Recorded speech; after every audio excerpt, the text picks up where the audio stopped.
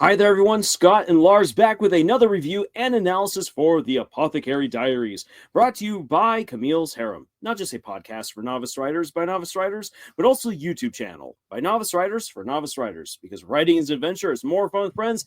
And in this week, we get to enter into a shrine that is effectively a giant escape room. It's pretty cool. It's actually pretty neat. I'd love a big ol' escape room like that. I'm not the biggest fan of escape rooms in general, but something like that would be kind of interesting. More of a maze than anything. Yeah, and it's a maze with a pretty cool twist. And I'd love to hear from people in the comments if they figured out what the trick was before Maomao reveals it to the audience. Because that was a fun thing for me to try to figure out, and I was actually able to figure it out. Woohoo! But while you're also commenting on whether or not you discovered what the trick was to the maze, we would also like to remind you that we are still showing off a bunch of frogs in each of our review and analysis videos. So please comment with the correct number of frogs in this video. Post it down below. The first person to do so will win their own illustrated frog from Camille. There's a couple of them which have not yet been claimed, and they're pretty dang good. They are pretty good. I love some of them. Oh crap, what was it? Was the Coraline frog already given away? Because that one was the Coraline fantastic. frog already got given away. That one was beautiful.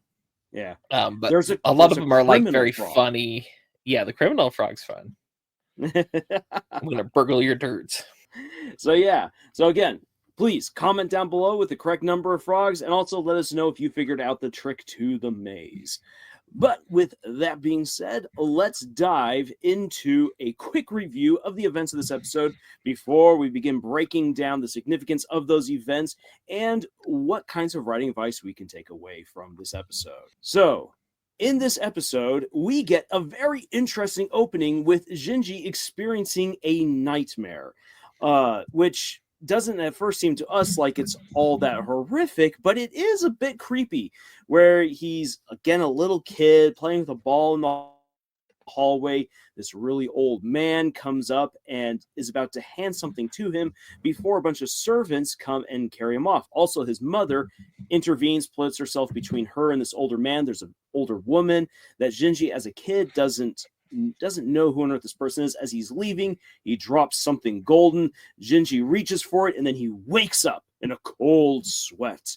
So he does what any good beefy man would do, and he works out to get rid of all those heebie-jeebies. And we get some exposition about how those older people whose faces are really shadowed were his father, and the man they thought was his father is actually his brother, who is now the current emperor. That is the exposition that's given to us. Yeah. And he doesn't understand why his mother had such a harsh expression towards the old emperor. Nor does he remember what that encounter was even supposed to be about. And I really do like a little weird confession that we get as he curls up on the ground, where he's like, it's out there in the open. I hope she's picked up on the clues. This would make it so much simpler, in reference to Maomao. Then hop on over to Maomao, who's been doing poison testing for Lady Kyokyo and for the Emperor. No worries, all the food is clean. But before she has the chance to leave, the Emperor says that he wants to borrow her for the evening. He takes Maomao to another secluded area of the palace, where there is this ancient shrine. He's joined by Jinshi, Gaoshin, and some very trusted servants, along with a eunuch who Maomao had seen earlier teaching her friend Shaolin and some of the other younger girls of the rear palace. He's not just a teacher, but he also is a caretaker, the caretaker for this ancient shrine, a shrine that was dedicated by the royal mother, the first royal mother of this empire, which is again taught to the girls in the school. So the person who is meant to be the emperor is supposed to pass through this shrine and would then be recognized by the people of the kingdom as the legitimate heir of the royal mother. However, However, the emperor's been having a difficult time making it through this shrine. And the shrine itself is this very interesting, intricate maze of doors, of various rooms, levels, and directions. In each room that you go into, you're given a very simple direction of don't go through this door or choose this door. And the emperor is allowed to bring a woman along with him to help him solve the riddle if he can't solve it on his own. Hence why Maomao is there. Maomao has proven herself to be incredibly intelligent and very quick at reading the situation. However, their first time through the shrine, they get lost. They end up eventually in a room that says though you are royalty, you are not of the royal line. And the emperor's just like, well, that kind of sucks. So they leave, and the old eunuch kind of drops a little bit of a hint, a little bit of a challenge, maybe a little bit of a jab at Maomao about how her father, her adoptive father, would have been able to figure this out. And so she quickly connects some of the dots, and she's like, I want to do this again. And so the monk says, the eunuch says, okay, you get one more chance, because you're kind of cheating if you keep going through again and again and again, because that kind of defeats the purpose of all the riddles. I'll give you one more chance tonight. Here you go. And the emperor actually has Jinshi work with Maomao in this case, which is a little bit of an interesting point. And so the three of them go through. Maomao does all the choosing this time, selecting which doors she thinks is right, depending on the clues that are left around in each room.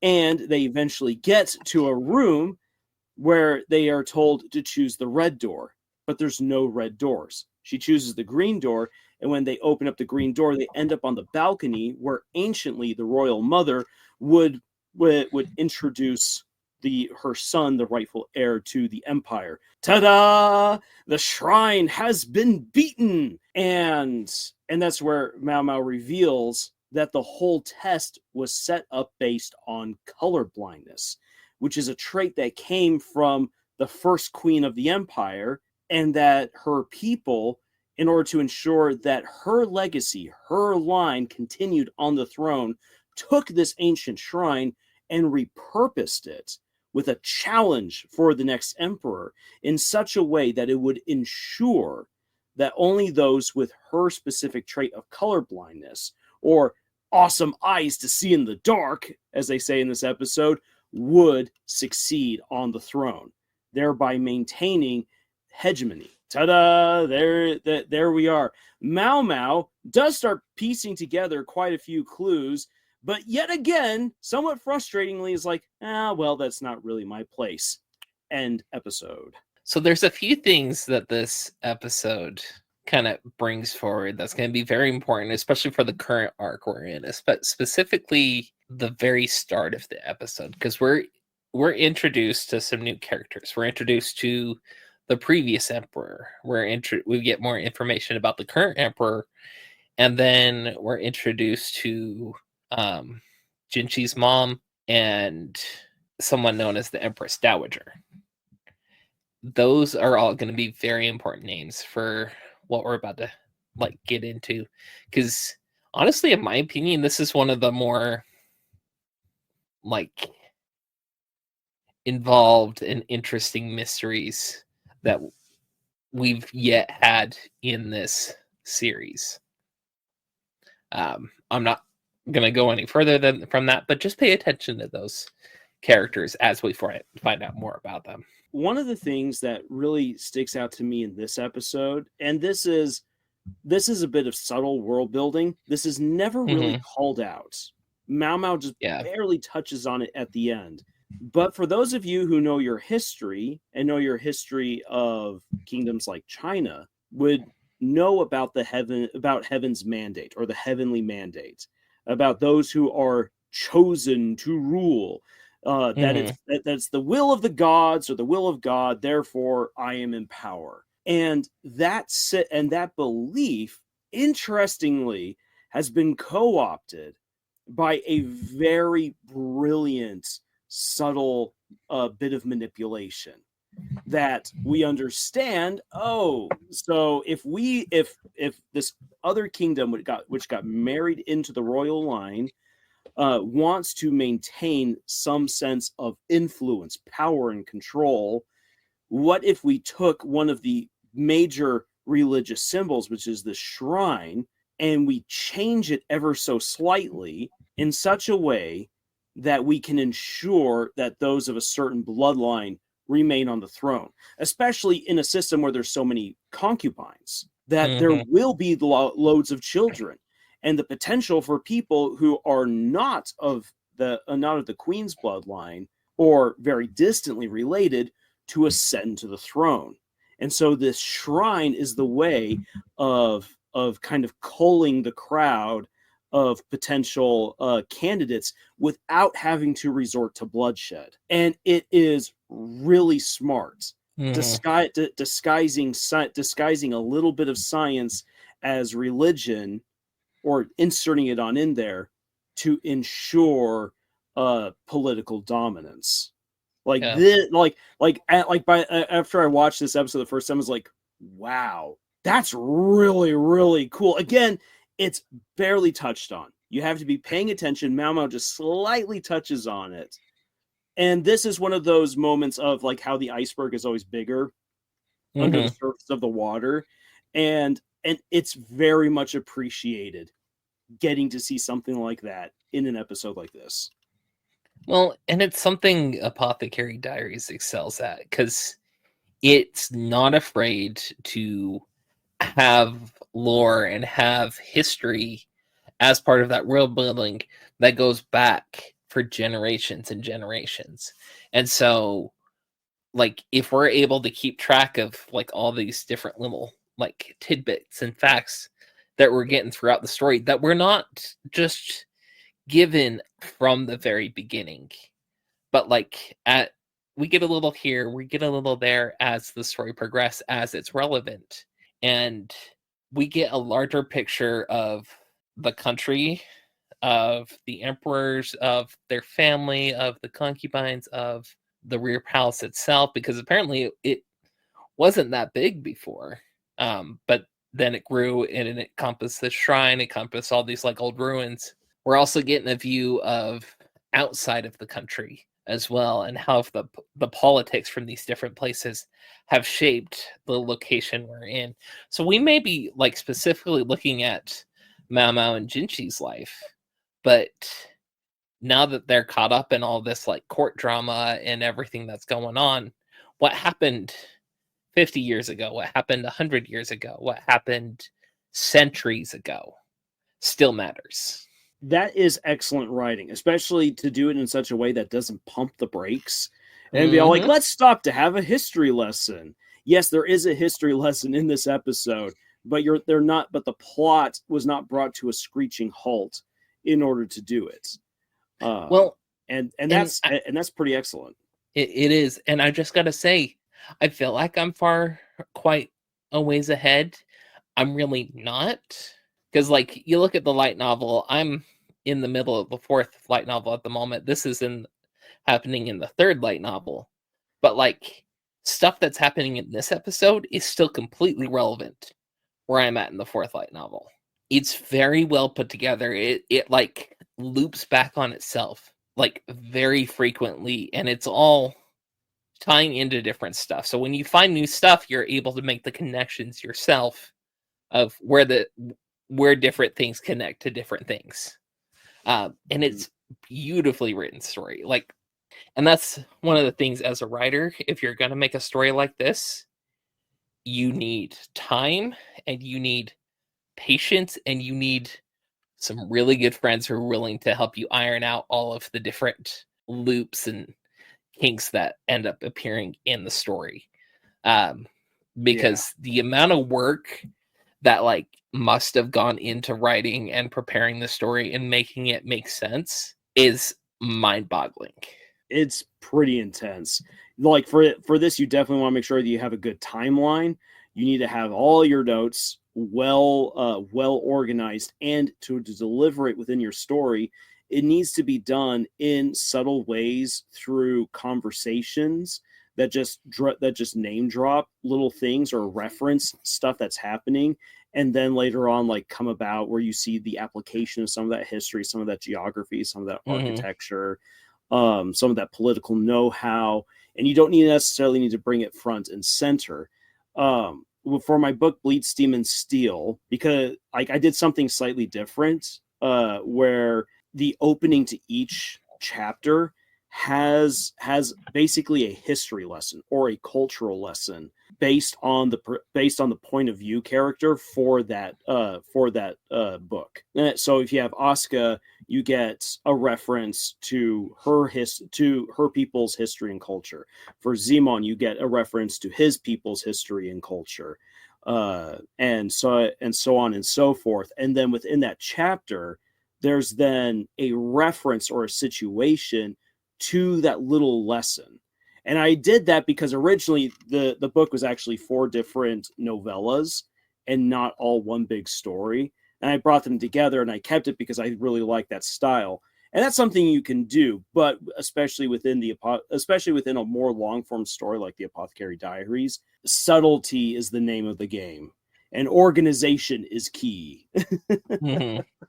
I think another good example of that, and this is just another example just because I really like the book, but the book series The Bulgarian by David Eddings. Love the book. Not as much a fan as of the writer anymore, but the book is still fantastic. But at the start of each of because it's a 5-book series, at the start of each of the books, you get basically a legend, like a story, like a storyteller in like a tavern or somebody would tell around the campfire, of like a legend, a myth that's like takes place in that world, and it's like told and laid out like in that kind of way. But then as you go through that specific book, you find out more of what really happened during that myth or that legend. And I love the like world building opportunities it creates. But you have to be careful how you're doing. I think Apothecary Diaries is doing a really good way. So like, for example, the very start of the episode, when we're getting the like Jinshi's nightmare and like the training scene and his like commentary on it, that's not just like exposition about the world and about the like past, it's character building. We're getting to see more of who Jinshi is as a character at the same time, and I feel like the more you can multi-purpose these kind of scenes, and because we're getting new characters introduced to us, but we're also seeing how these characters affected Jinshi and made Jinshi who he is today. And I felt like having those both happen at the same time makes a very like very fun and nuanced approach to defining Jinshi's character. Yeah. Oh boy, Jinshi's character. I've introduced the show to my mom because it's definitely something that's up her alley. She enjoys these kinds of stories, especially ones with like ancient political intrigue. And in this episode, even though it's not a highly political episode at all, just that opening presents so many questions of okay, then, so what was happening in this scenario? Why was Jinshi's mother so upset about him confronting his father? Why is there even an instance where he would think that his brother was his father at one point? And are we still certain, because this is something that's left over from the first season, that he is the legitimate son of the queen and not Audo's child? Because that was still a possibility that was introduced by Maomao. And so in this one nightmarish moment, and then Jinji's contemplation afterwards, there's so much that we are supposed to be reminded of, new information that we are given, and we are still not yet given a truly concrete answer. It's so frustrating, so tantalizing, and so wonderful. I want answers. Another thing I do have to say, though, too, is with Maomao specifically, I'm made to wonder, because we've seen her do this multiple times, if there's some past reason that we're not fully aware of yet of why she doesn't choose to fully involve herself. I mean, it makes sense. She doesn't want to get too involved in like these crazy politics that could end up getting her like killed. But like there's been multiple times now where she's like, well, that's not something I should worry myself with. I should not think about that. And I'm wondering if like something she did in the past, she went too far and got punished for it. And so now she's making up for that. The only real thing I can think of is just the example of Romain, who has her adopted father, who got kicked out of the rear palace. Yeah. Got kicked out of the real palace for maybe, well, actually, I don't think he went too far. He just stuck his neck a bit farther than he probably should have. But he did it for the right reasons, I believe, and ended up getting punished for it. Yeah, I don't know. Maybe we'll see something in the future of it.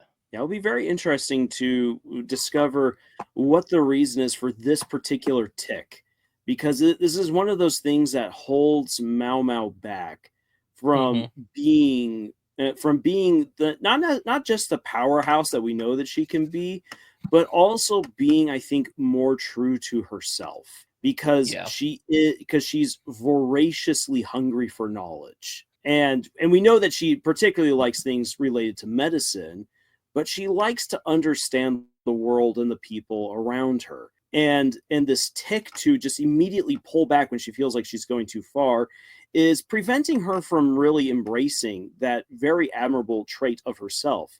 On top of that, there is also the other trait of herself that kind of hinders her a bit, where she has difficulty connecting with some people, and really with a lot of people. Yeah, she's been accepted into Lady Gyokyo's household, and the other ladies in waiting are really nice to her. Like, she's in a very good spot there, but at the same time, that's mostly come from them and not from her. Xiaolin is one of the few instances where she herself has really kind of like reciprocated and reached back towards someone else. She's someone who can read people really well, but we've seen that she can't necessarily connect to people as well as she can read them. I think part of how she works really well with Lady Gyokyo is, one, she has ties with Jinshi, so that automatically gives her quite a bit of worth. But like, she also has an important role and very kind of dangerous role. Like, there's like the other lady's probably pretty respectful of the fact that she's the poison tester. Once you get past those, they've actually had time to get to know her, because like she's still feared in parts of the rear palace just because of her attitude and the way she acts. We see that a lot in the Crystal Palace. Yeah, deservedly so. True. But like that perception's starting to change, especially after last episode. She's going around sniffing clothes, but yeah, you get the point. But to swing back around to it, Scott, what you brought up, I think is important, because it goes to show that there is still character development for her. Yes. And one of the things that's important to know about like developing a really good character is that there should be flaws to them that they have to work on to overcome, and that there are some flaws that our friend Nathan has classified as banes that can never be truly overcome. And I think that maybe, like, for instance, Maomao's reluctance or slowness to connect with other people is one of those banes that's just a part of who she is. It's baked into her, and I don't expect that to go away. But the tick to pull back from asking the next question, from going a little bit further, that's a flaw that can be overcome, and that would help to bring out more of who she truly is inside. Yeah, I don't think I have anything else to add. This was a pretty good episode. Yeah. So, with all of that being said, we'd like to hear back from you guys what you thought of this episode, your observations. Are there any questions or details that we passed over too quickly or didn't get into at all that you think were really important? And again, please remember, to comment with the correct number of frogs that were hidden in this video. The first person to comment with the correct number will get their own frog from Camille. Woohoo! And if you'd like to further support the work that we do here on this channel, please check out the books that we've written. Links for them are in the description below. Otherwise, thank you so much for joining us on this most recent installment of the Apothecary Diaries. And until the next time when we get to learn more about the Dowager, woo! For some reason, I'm now getting Anastasia vibes. Tschüss. Okini.